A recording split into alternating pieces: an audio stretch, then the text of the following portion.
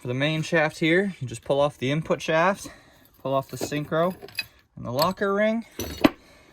And if they haven't already fallen out, the spring and ball assembly will fall out when you pull the selector off. And there's another clip right on top of this bearing. Pull that clip off. And then this bearing, this center assembly piece, and 6 gear are all pressed on together. So I have the most ghetto setup you'll probably find. I don't even know what to call it. It's just making stuff happen, basically. It's making it work. So we just pulled off the first one. First one honestly went great. This is 6 gear with the synchro assembly. So this bearing's pretty smoked. I did try to get it off a different way before. I don't know why I even attempted it. I should have just pressed it off like I just did. First one, very good luck though. Didn't use any heat at all, and the press was barely trying. So good start, very good start. So basically, that's the other side of the input shaft went right there. And then this bearing, and this whole assembly piece. And here's another one of our synchros. Honestly, these synchros don't really look bad. Again, this is 6 gear, which I never had a problem with 6 gear, so I think these ones are still good, and that's 6 gear itself. We do also have a needle bearing right here on the top. You can pull that off, just because we're going to place all the needle bearings. That looks pretty healthy. There's a little bit of rust right there. Not very much, though. And then these are part of the shaft, so you have to flip it over and start pulling from the other side now. So all we've got left on this main shaft is this bearing, this big gear, the synchro assembly, and then this gear right here. Those are the two that stay as part of the assembly. So now we just have to press off this one. All right, I've got the next one ready to press. Before you press it though, there's another snap ring right here. You gotta pull that off real quick. And once you get that off, it is all set for the bearing and the gear to come up. Had to upgrade my metal here because the old ones were actually starting to bend as soon as the gears started coming off. They started to bend. So those ones were at their weak link. These ones should be strong enough.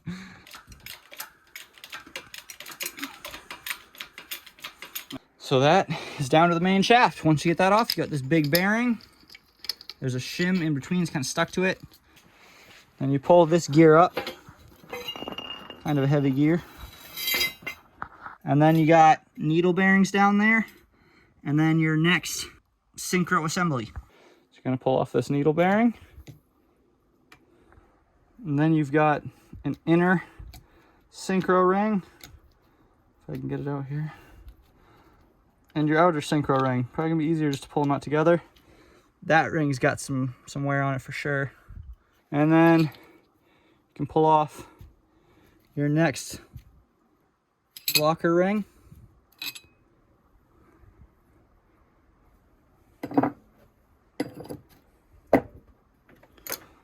And here's where all your little springs are going to go flying again once you pull this selector up. To get this assembly, the center assembly piece off, you do have to remove this bearing race, which doesn't really come off immediately when you first try to tug on it. Just put a slight bit of heat on it and it'll fall right off.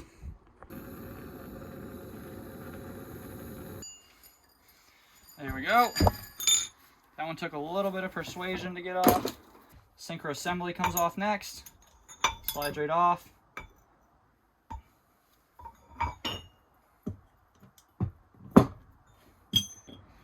Do have a locker ring. Mine stayed in, mine pulling that off. Another synchro. Interlocking synchro goes inside of this.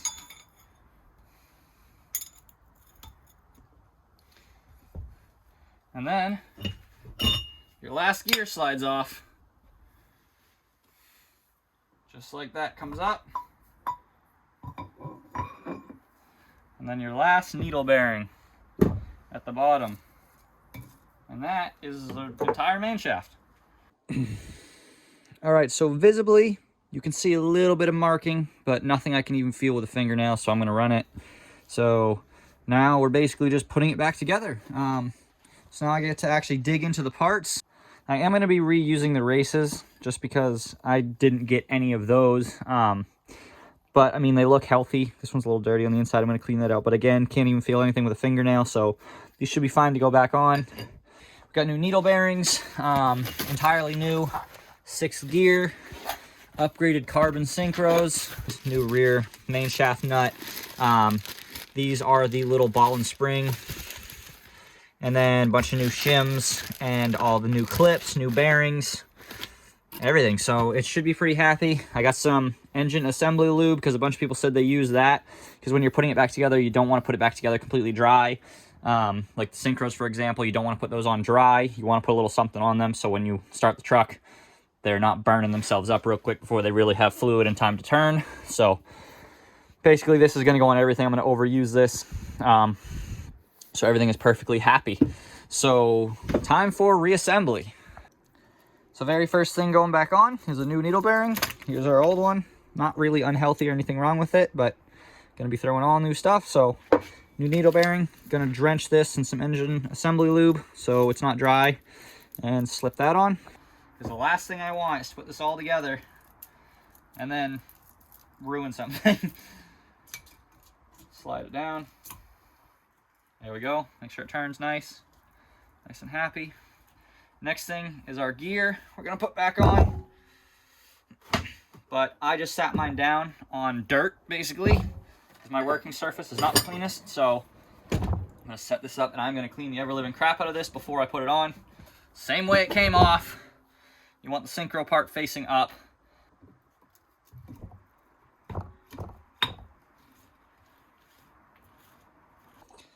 So next goes on this inner synchro piece, your new synchro that I got to pull out of my box still, and then the locker ring. Again, make sure it's all extremely clean. Don't want anything dirty going back on. Slide that over the top as well.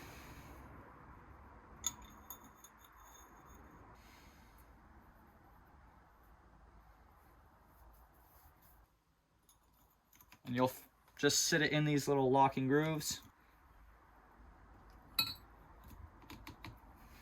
I'm gonna add just a little bit of heat to this gear, just so it kind of expands a tad.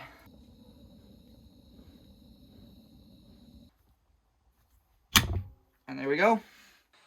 So now, next thing you have to try to do is get the ball and spring into these, which does take some time.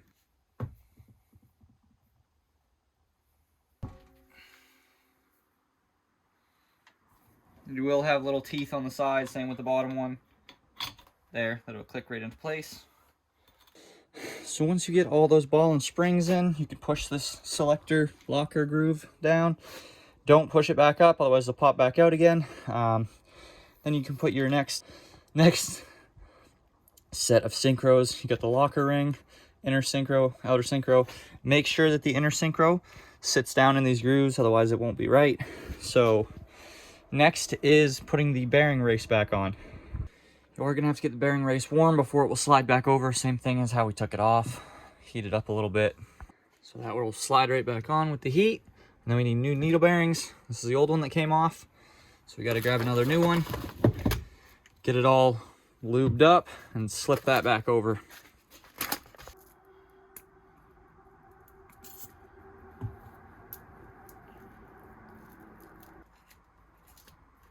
On, turns nicely and happily, and now it's time to put the gear back on.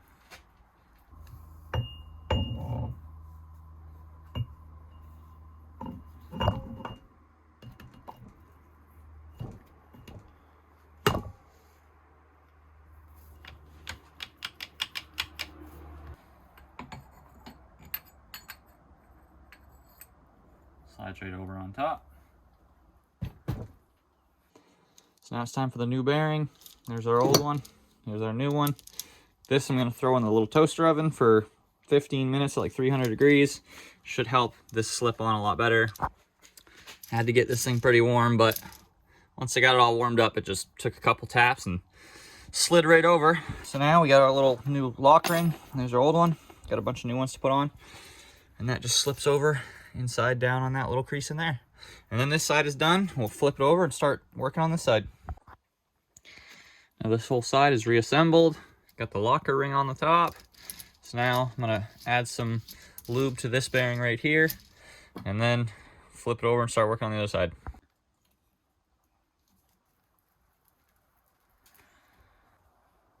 There we go. 6 gear slides right on. click right into place.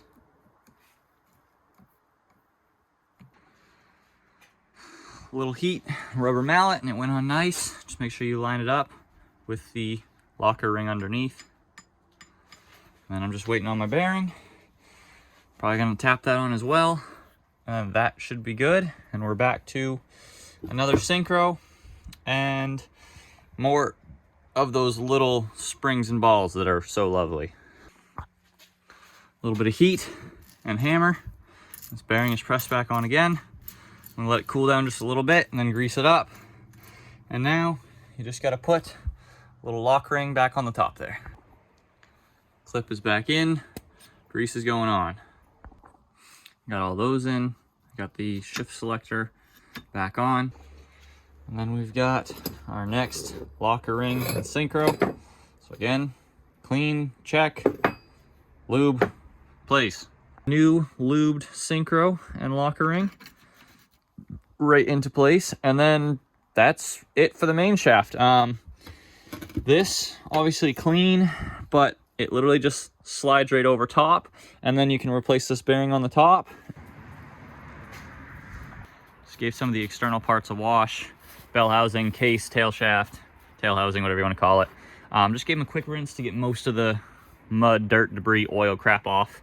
Now that they're mostly clean, I can kind of sand them down lightly, clean them up, primer them, and paint them just so they look a little nicer.